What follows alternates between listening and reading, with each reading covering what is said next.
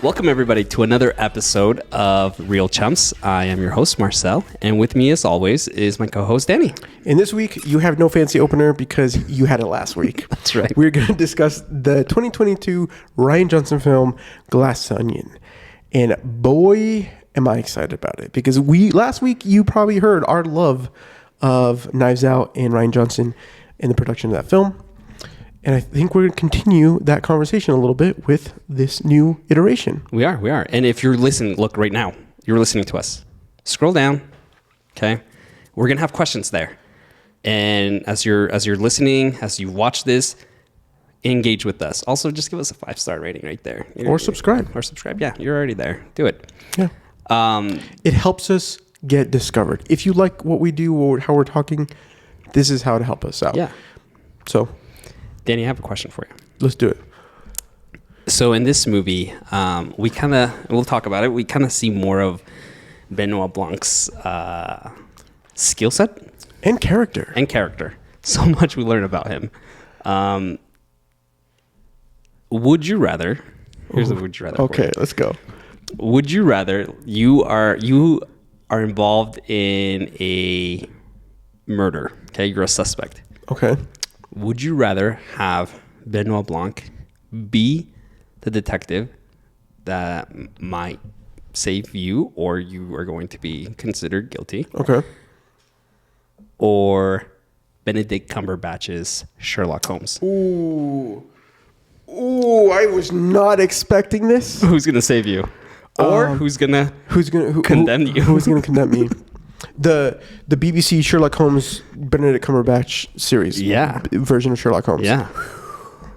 I'm going to go with Benedict Cumberbatch. Are you? Okay. I swear, every single time I give you my answer, it's like you're completely shattered. I just completely shattered you. I'll tell you why. He's a jerk, and I understand that's Sherlock's like MO, but like he's a jerk. But Benoit Blanc, you become his personal Watson. Yeah, it's true. Like you're right. As we mentioned, I was your Watson. You know. Yeah. He involves you in the mystery. He will leverage you, and you become his Watson. And I want to have a say in my innocence. So let us down. If you're on Spotify, go down. Let us know what you're picking. Are you picking Daniel Craig as Benoit Blanc or Benedict Cumberbatch as Sherlock Holmes? And that southern accent. I'll be like, dude. Yeah, he's so welcoming. I'll follow you anywhere. I'll tell you. I'll be honest. It's because I freaking love that Sherlock Holmes. It is good. It's a phenomenal. He does a phenomenal. And maybe I just need to spend some more. I just want some more time. Maybe I don't know. It's funny. I went with my gut instinct. Okay. No, it was good. It was a good instinct. Let's get into this. We talked Knives Out last week. Yep. We love it. Let's do Glass Onion. This movie just came out as of recording 4 months ago. Was it really that? Yeah, it came out because it was like the break, right? It was Christmas. Yeah. It was like December, I think. Yeah, December. Yeah. For me, this was probably one of like my most anticipated movies of 2022. Interesting. Like, and if you look at 22, you have Avatar or whatever, but like this was probably like it was a big one. It was a big one. I was excited for this. I love the first one. Give me more Benoit Blanc in anything, and I know Daniel Craig and Rian Johnson have talked about like they will do these movies until they feel like they're no longer fun. And I am all for that. I want like 10 more of these. Yeah. I would love it. But I didn't see it in theaters. It had like a dual release with like Netflix. In theaters. Did you watch it at home? I watched it at home. The week of the release? No, I think I took like 2, maybe 3 weeks. I watched the week of the release. Okay. And I just kept hearing that people saying like it's not as good, great cast, but first one was better. So again, as we talked last week, subverting expectations with Rian Johnson. For me, I knew that this movie was going to do something.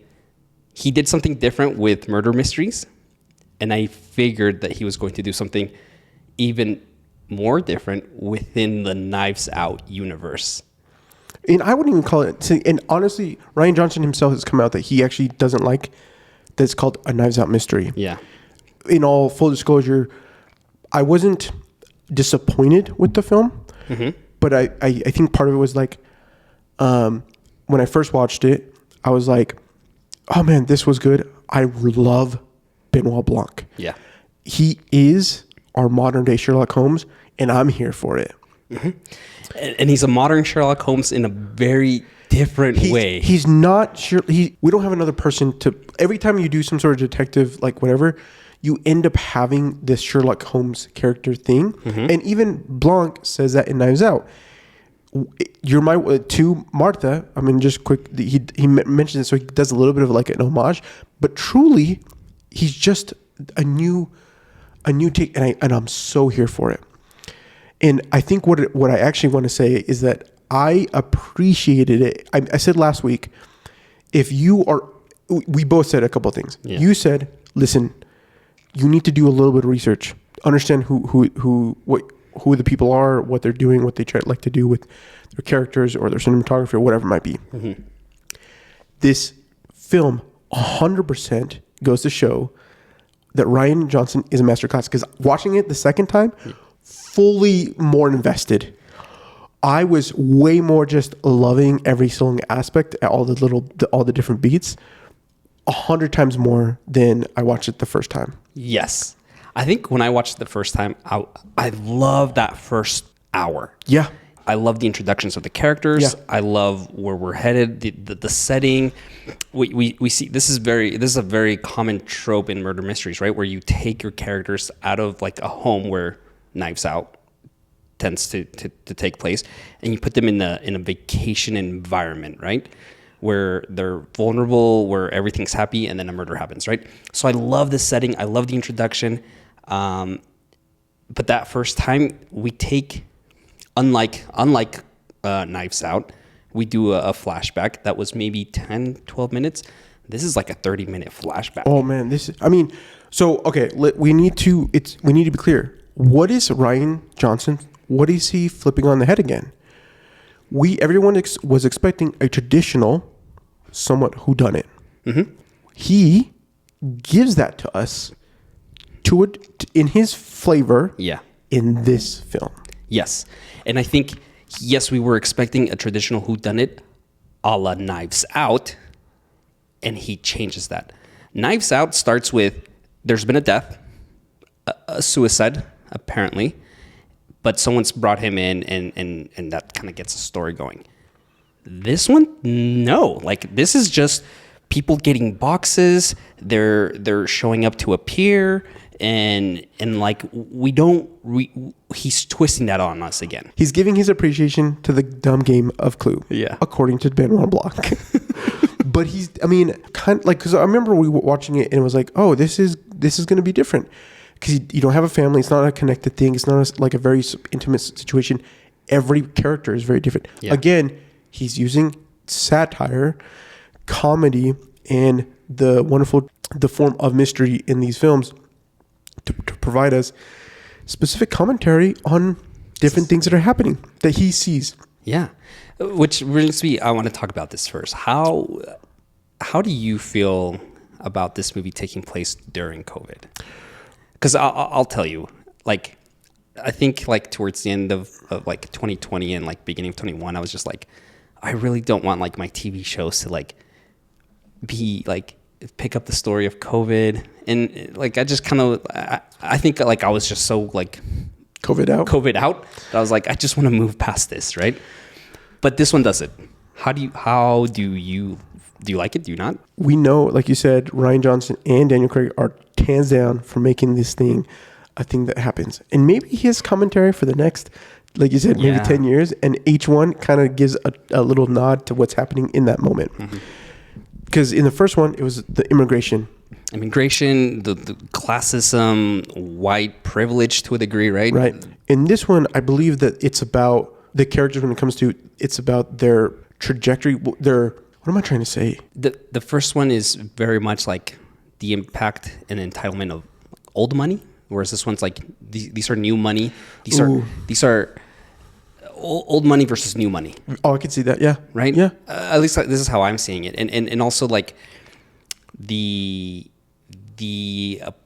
idolization we have of influencers. Ooh, 100%. Okay. Because the thing for me is like they are all individual people, but they're all characters and individuals in different key roles, right?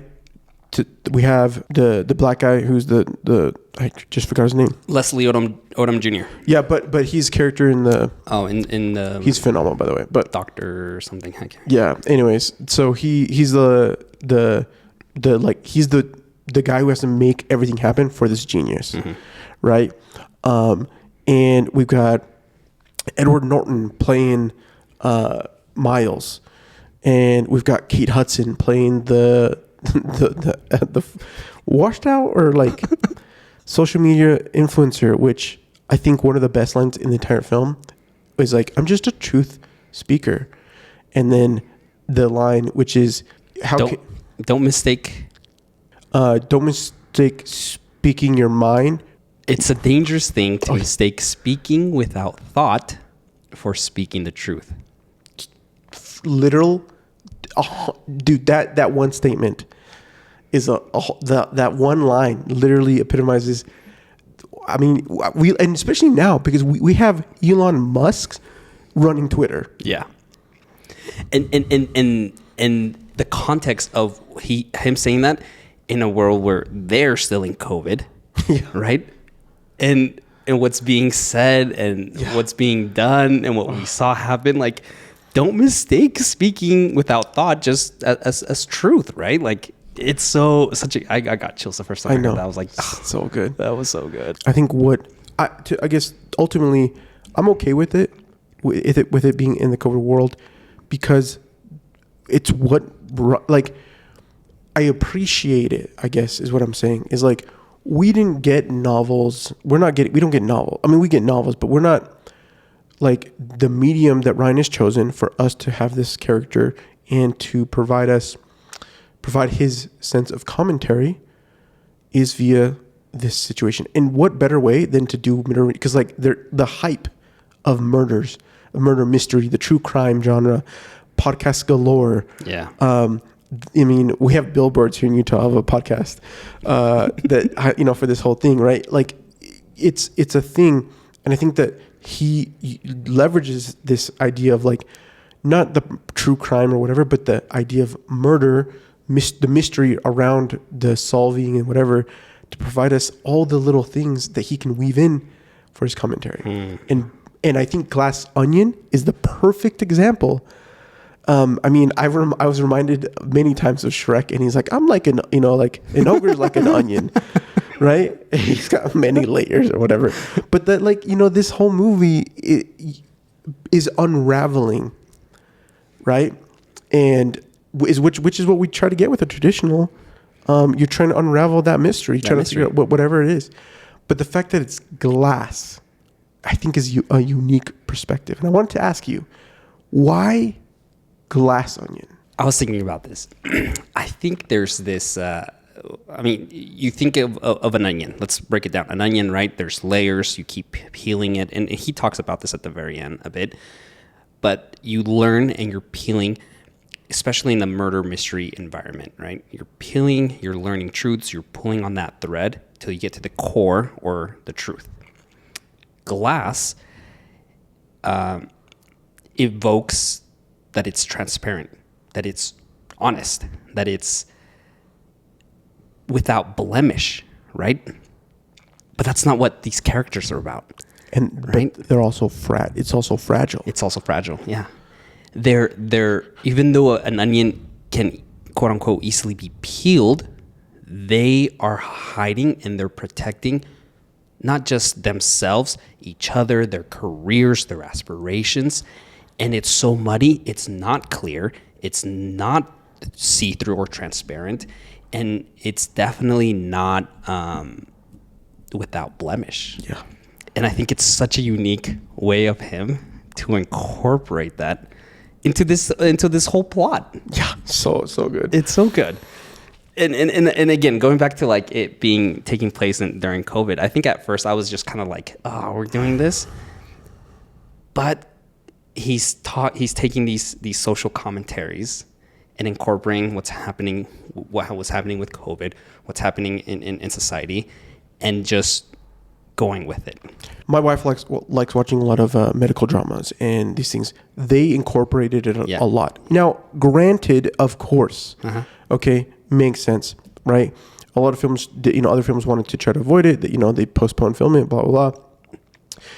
To me, it really does. It's a small opening thing, but I just don't feel that much of a presence in it. Besides the first little thing that gives context to the time period, to the when it was filmed. Sure. But also giving commentary, because like of course that happened when you would show up to a thing, you wear a mask. Some person who doesn't really, she's wearing a mask that has like a fishnet mesh mask. She's like, okay, when I hug you, and the guy's like, no, elbow.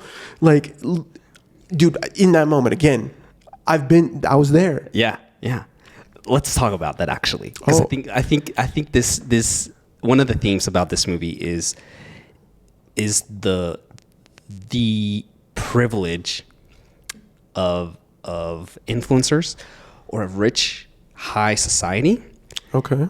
And how rules they feel like they don't apply. They don't apply to them, right? The fact that Birdie shows up and is wearing a mask that is mesh, like the absurdity of this, like, because she doesn't need to worry about COVID because she's beautiful and healthy. She's beautiful and healthy, right? The fact that they're taking a trip in June-ish 2020. This is like 3 months after like the pandemic really hit hard, right? The rules don't apply to them. And my favorite thing is the fact that cameo by Ethan Hawke. Yeah. He shows up and with he his just ponytail. And he sprays them with who knows what, to the point where Benoit Blanc says, "What was that?" And he's like, "You don't have to worry about it." It's that absurdity of high society where rules don't apply to me. Like it's whatever. And this is what's so good about Rian Johnson. What he's saying in this movie. One of the things that he's saying in this movie is the behaviors and the attitudes that sometimes influencers, high society have that the common people can't relate to. And I'll give you a quick scenario, and this is why I love the beginning scene. I remember during COVID, I'm not on social media a lot, okay? No, you're literally a ghost. It's so hard to keep up with social media, man. I mean, I'm not gonna lie. I went to go tag you in something on Facebook, and I was like, he doesn't have a Facebook account? I'm like, we're literally not actual friends. We're just... I'm just giving you crap. But I remember my wife was going through like social media during the pandemic, and she showed me this. I don't know why this like impacted me so much. She's showing me some local influencer, and she's saying like the reel on Instagram is like day 40 something of quarantine, and the girl is like getting up, eating some overnight oats that she made the night before. She is sitting overnight oats already with. She's sitting at her couch reading a book, right? It's now 10 o'clock. At around 12:30, she decides to jump in the pool at her house and play there for like 2 hours. And then she comes out and then she creates a brick oven pizza from her awesomely built brick oven outside her backyard, right? And then she like finishes it by saying like, I'm so bored. What do I do next? And it's that behavior that I think is influencing this movie. That for me, like COVID hit and it was like life's still going. Like I still have a job. I still have like numbers to hit. I still have responsibilities, whatever, right? But this society, this group of people, and in this movie with Birdie having this full out party, right? Like actually, you're in the middle of this pandemic, and it's just like every day things are happening, and I love what Rian Johnson is saying about this. I legit just made that connection. I just made the connection that she's having a rager. Yeah. During the COVID. Exactly. And it's so true. And not only that, but Benoit Blanc highlighting it with the fact that he's depressed. He's depressed with his what is that hat called? What are those? Oh yeah. What are those guys called? The the guys on the little motorbikes at the shrine, the Shriners. Is that what it is? Yeah. I think it's a Shriner hat. Honestly, I don't know. I was gonna look it up before watching the show, but I didn't. But he's playing Among Us again. You would think he'd be amazing at this. Yeah. I mean, he's a renowned detective who just follows the rainbow to the answer. But he's depressed. Yeah. He's caught up in the not having a case, right? Not that he couldn't be doing, but he mentioned, he's a person who he follows those threads. He peels those onions, but to do that, he has to see and be in a place or whatever. And I'm sure, I mean, he probably, detective work comes with a lot of paperwork and other things, but neither here nor there. And then his character coming into this world as an outsider. Yes. And then playing, not only that, but completely destroying the tech billionaire's plan for the best murder mystery. Literally, actually, that might be my favorite scene. I don't know. It's a really good scene. The fact that he comes in and he's just so excited and he's just like, okay, are we starting now? Oh no, actually, maybe it's not. So what's the price? and I'm not gonna lie, I was Benoit Blanc when Edward Norton says, and then whoever wins gets a prize, or he says gets a prize. Whoever and then whoever solves the mystery wins. Yeah, wins. And then Benoit legit asked the question, because this is what regular people do. Yeah. What do I win?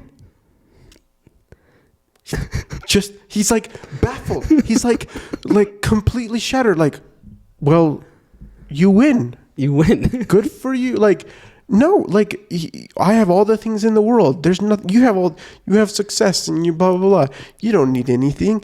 And then he's and then he's trying to and then he demoralizes Benoit.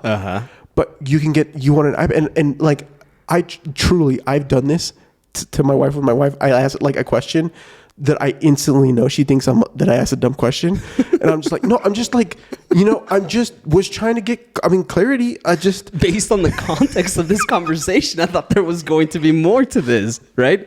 And it's so good. But yes, you're right. The way that Miles responds is no, you win, and Benoit plays that.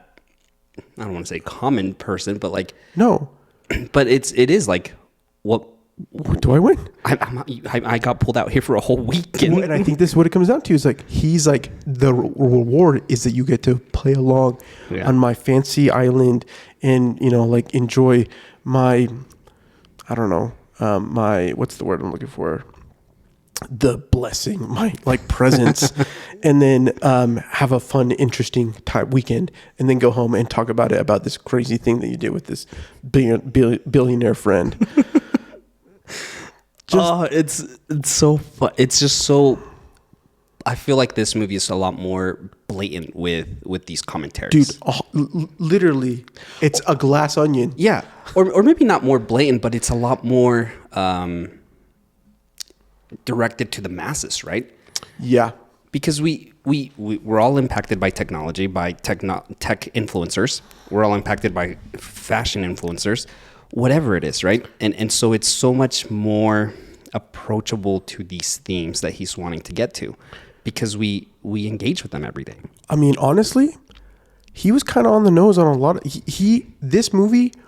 I mean, since this movie came out, a lot of the things that were kind of that were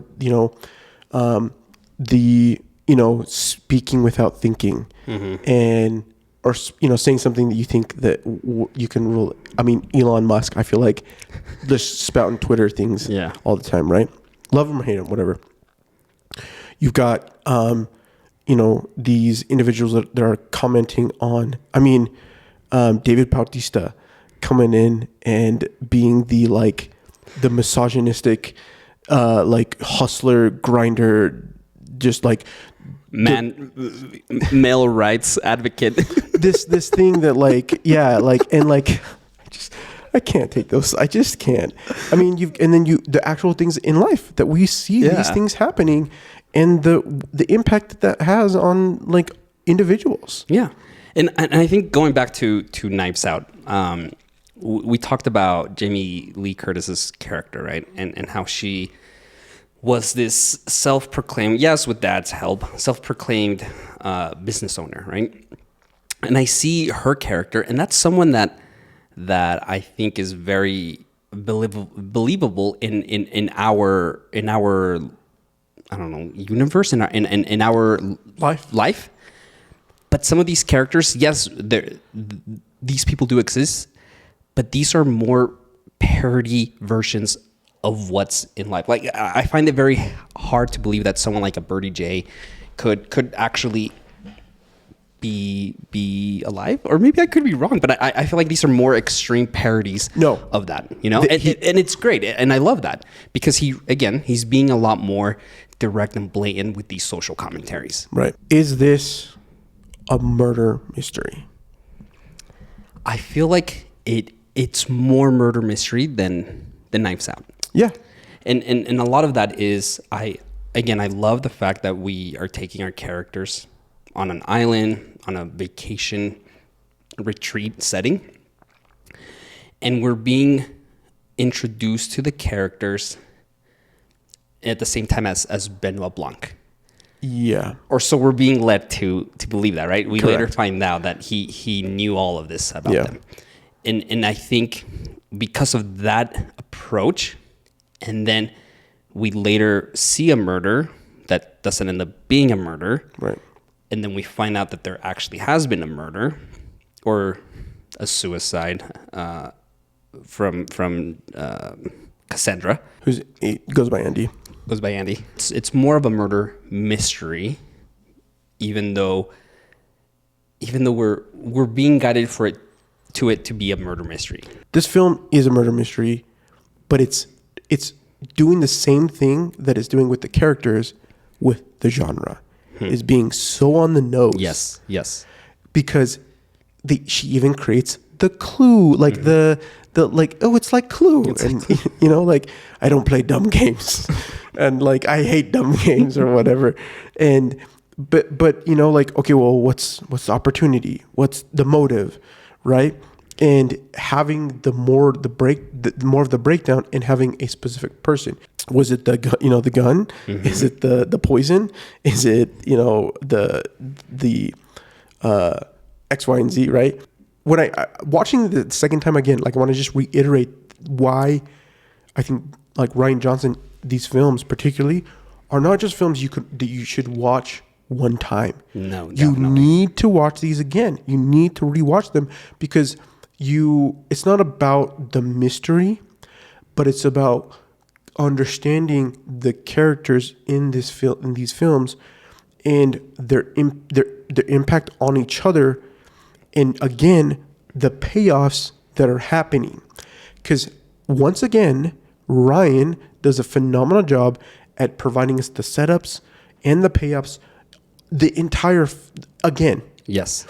You know, you have Bautista's character mentioning, hey, remember that one time you pancaked? Literally, that was like in like 20 minutes of the film, right? And so, like, every little thing is, you know, building and adding up, and we think that we're gonna have a resolve, that Cassandra, but the thing that is gonna provide the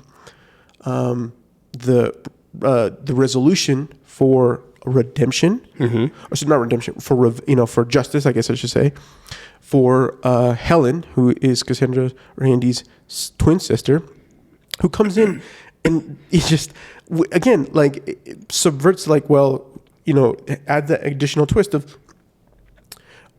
with Miles knowing he killed her. Yeah. I mean, you know, what is he, you know, how is he, like, working, trying to play as cool as he can, trying to not freak out and trying to understand what the heck is happening, right? But then coming back to the whole aspect that he just ends up burning the napkin, and then says, well, I didn't see any napkin. Right. Re-emphasizing that, like, that comes back to the struggle of law enforcement. If there is no evidence, then there is no crime. Which, of course, I mean, it's part of what our society is built up, like it helps provide somewhat justice. Sure. But it also means that there is those who have money and opportunity can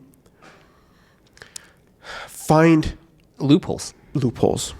And Benoit Blanc fully re-emphasizes that this is as far as I can get you. This is right. Reiterating again and this is a big payoff to a small line. I'm not Batman. Yeah.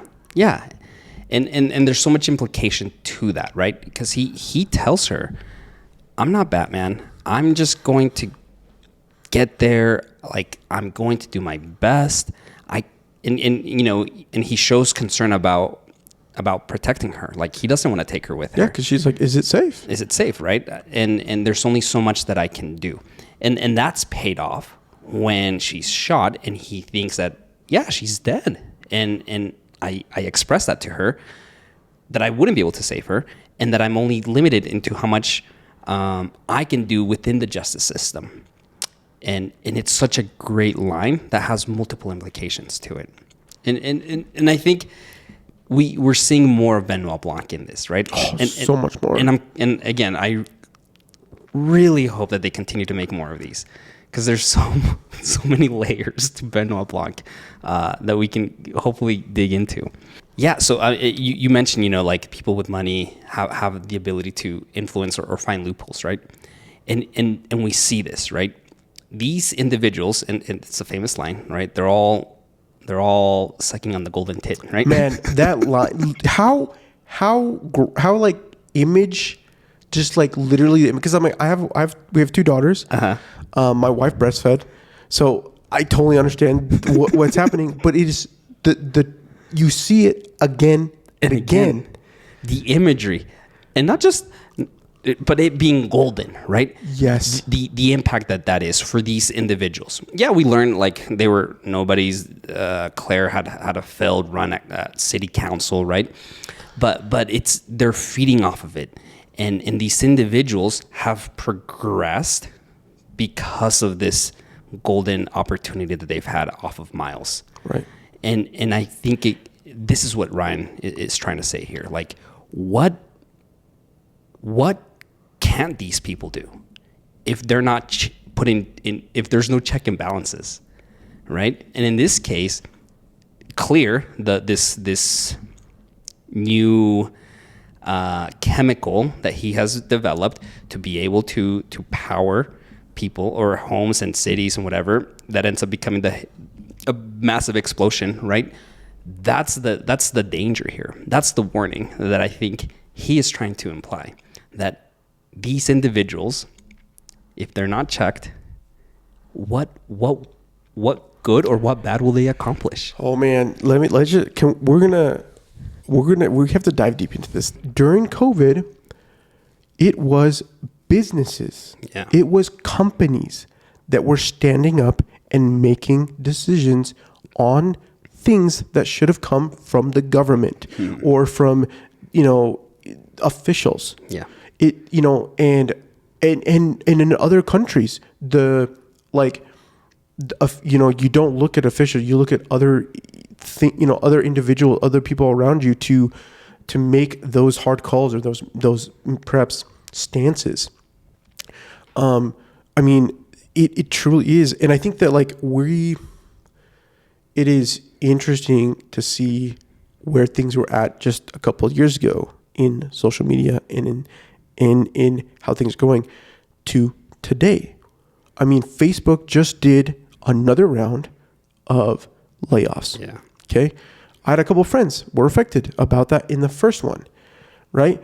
They're beginning they're trying to figure out what they need to do. And now I guess what I'm trying to go with that with this whole little thing is that like ultimately these companies or an individual who runs these companies that have huge impact, right?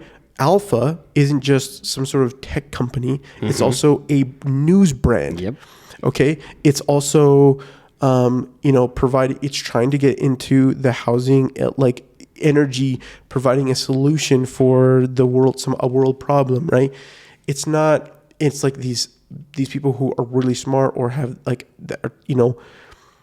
the race for the next big thing to be able to make that $1 billion company is such a huge thing, because it turns into power, and it's very dangerous. Look, there's something about this movie, this theme of fake it till you make it. Oh man, dude, be a disruptor, right? What does that mean, dude? That whole monologue. Yeah. What does that mean? Right? And it's just a bunch of buzzwords, and it's nonsense. Look, my career has allowed me to work for tech companies, and we're not saying, look, I'm glad that my career has allowed me to work for tech companies and whatever, and I've gained great experience. But like, I've been to a lot of these conferences, I've heard a lot of these keynotes, and it's a lot of times it's just like, are we sure we're going the right direction? Are we sure we have the right person in the right leadership who holds the lives of so many livelihoods, right? Yeah. And it's scary. And not only that, but like, can we trust the person that is putting out content to provide us truth or to not lead us astray? Yeah. And not only that, but like, I mean, and this is where I think it's this movie, and not only that, but like the way he provides the mystery, mm-hmm. right? This is about because Andy, who is Helen's twin sister, who connects these people, and then to Miles, who ends up providing them the golden tit. Yeah. Right? This golden opportunity then provides them more success than they could have ever mm-hmm. Imagined, perhaps, right? And they were so scared about losing that they would lie and perjure themselves on the stand for a trial, for her trying to make a stance, yep. to say no to somebody that something wasn't ready yet, mm-hmm. Possibly should not even be considered. Yeah. Okay. That then turns into trying to figure out who actually caused the murder, and finding that they're all trying to tote a very careful line of not breaking their image despite the impact of the things they do. And I think there's nothing bigger in that example than the politician mm-hmm. and the social media influencer that is post things, who Kate Hudson, who is posting comments and whatever. Yeah. But then having someone who is providing all the funds or whatever means, who is then driving some sort of backseat exactly to all these individuals, right? Again, this is all commentary. It's satirical to things that, and I'll be honest with you, there are times especially during pandemic, and even sometimes today, when I look on social media and see things that are out there and things that are happening in the news, and I'm like, man, I really want to know what's happening behind the scenes in at this time, right? It's not, I don't look at it as scary. I don't think it's something that we should be fearful of, because at the end of I don't know. Yeah, maybe not fearful of, but aware of. Yeah. Right? And I want to talk a little bit about the character of Miles. Okay. This is an individual who faked it till he made it, continues to fake it till he makes it. Everything, right? And even oh my gosh. Eventually Daniel Craig, Benoit Blanc. points out the fact that, like, even in the murder, like, you stole my idea. This is someone who hired someone to create those boxes, hired Gillian Flynn, famous murder mystery writer, to write the plot for this weekend's murder mystery. Obviously stole the idea from Andy and stole the company from her. This is a man who has not a single original thought. Even let's break down like the set design. All of his art. Yeah. What is the art saying about him? Like, this is someone who's just stealing ideas. Like, he has no original thoughts, and has no way to portray his ideas or even his beliefs on what he is, right? To the point, even his art, like, he leverages the Mona Lisa as his theme. Like, he wants to be in the same sentence as the Mona Lisa. And it's just an individual whose mentality of make it till you, or fake it till you make it, ends up having these massive consequences and the inability to be a true leader, or yet a true disruptor. Yeah. He's not. Yeah. Yeah. And I love that. Like, I love that aspect, because Rian Johnson's taking a stab at some of these leaders, business leaders, community leaders. Now, I'm not saying like any of them, right? We're not. That's not worse. It's not what it's saying. And it's also like I've had, in my career, jobs where I'm just like, I'll figure it out, right? Like, there's a level that, I think you flip that on the head. Yeah. And you look at Helen's character.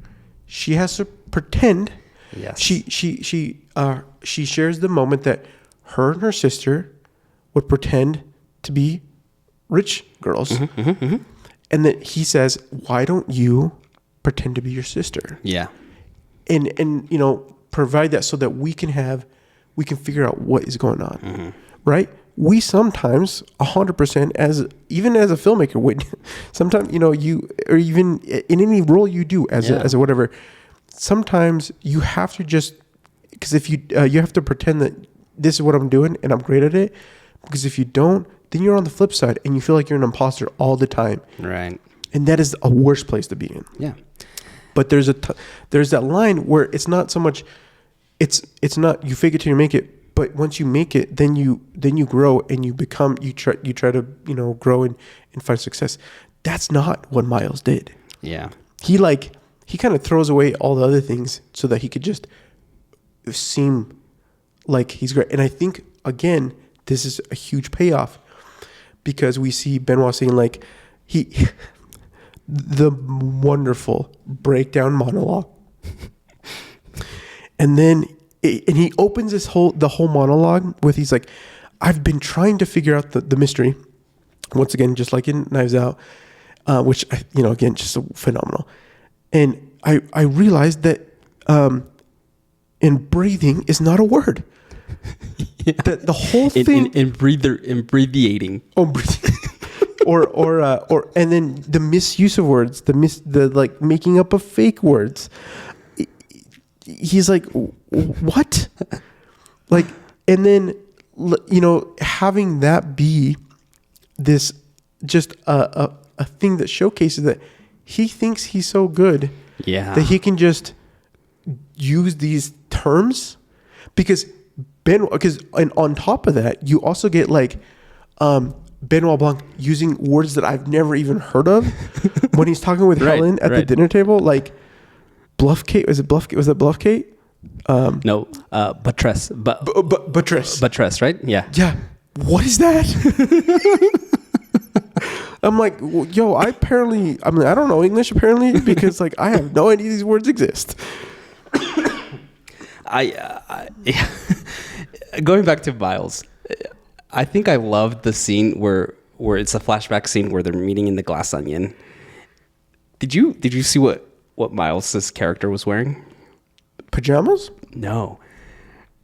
Maybe I had this like in the video version, but he is literally dressed the same hairstyle, vest, outfit as the character that Tom Cruise plays in the movie Magnolia. Exactly the same. in that movie, right, it's about individuals trying to find like meaning and purpose in the San Fernando Valley. Oh, okay. Right? Yeah. Even in his dress, he has to steal the inspiration from Tom Cruise. And here's an image of it. Okay. This is Tom Cruise with his long hair all the way slicked back, wearing a purple button up with a brown vest. It's the ugliest outfit. Okay. But even in his own like style choices, he can't have an original thought. There is no originality in him. And I think it's such and Edward Norton plays this role so great. Again, casting in this role. Yeah. Just chef's kiss for sure. So good. I want to ask you this question. So we see what happens.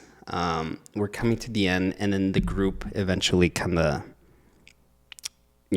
calls out Miles, and they all stand up and say, "Oh no, I saw him burn the napkin. Oh, I saw him pull for the gun, whatever." Right? Is this group redeemed at the end? Absolutely not. Why? Helen is still defeated. Yeah. And she's just like, what the heck? What was to me, I'm like, she's thinking, what was my sister thinking? Yeah. I've lost my sister to these idiots.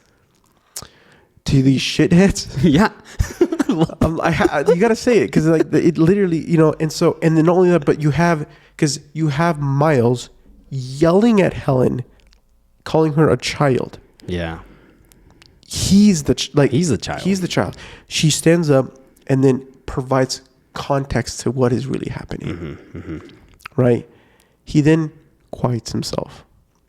And then not only that, but Kay Hudson begins to do what Miles did to them.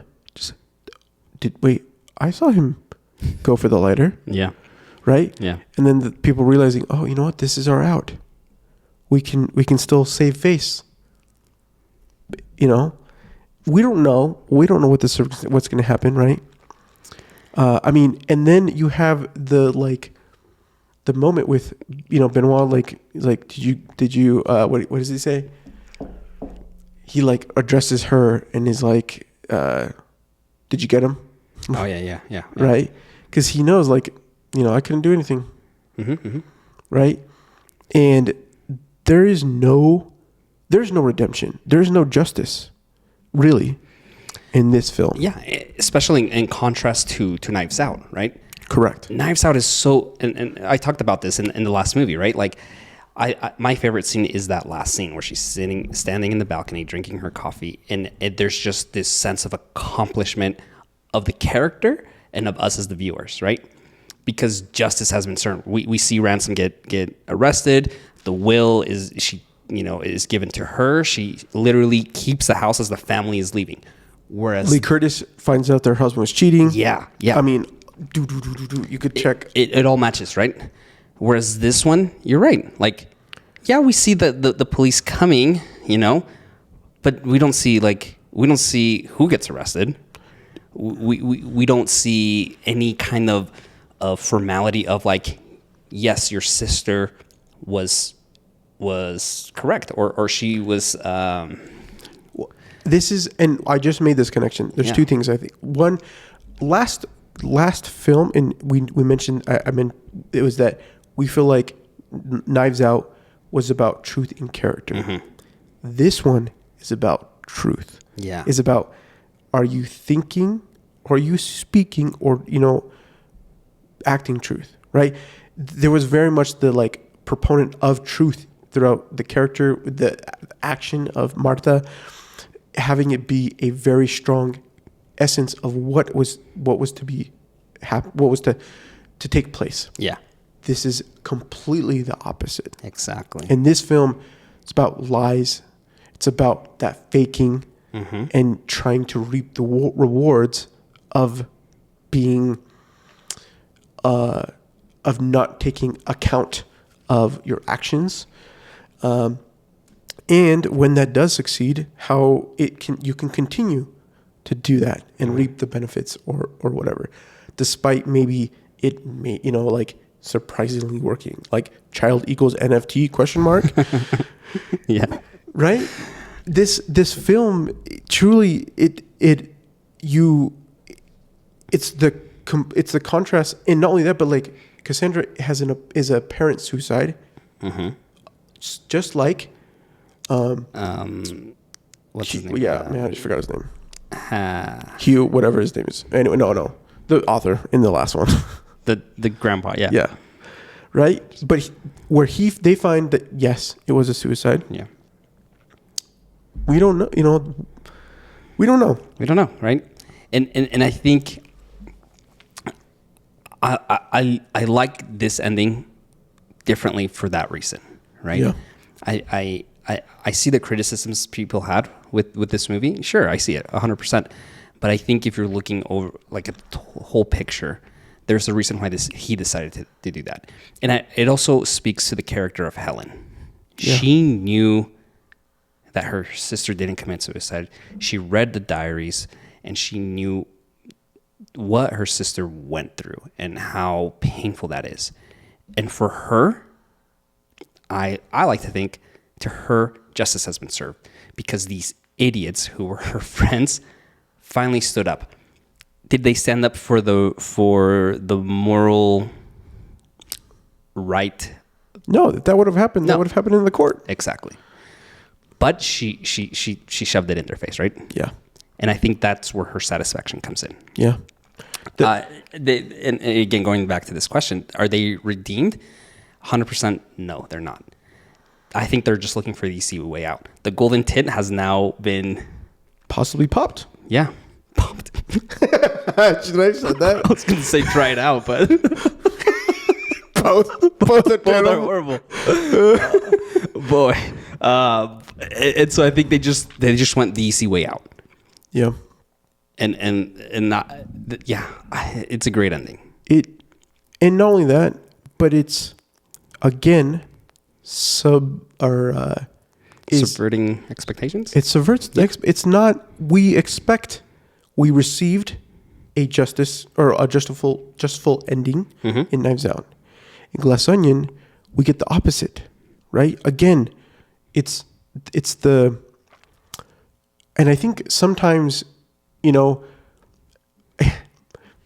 perhaps it's the fact that the unoriginality of the characters, and yet the originality of the performances of the movie is just the like, again, the appreciation of a wonderful film. Mm-hmm.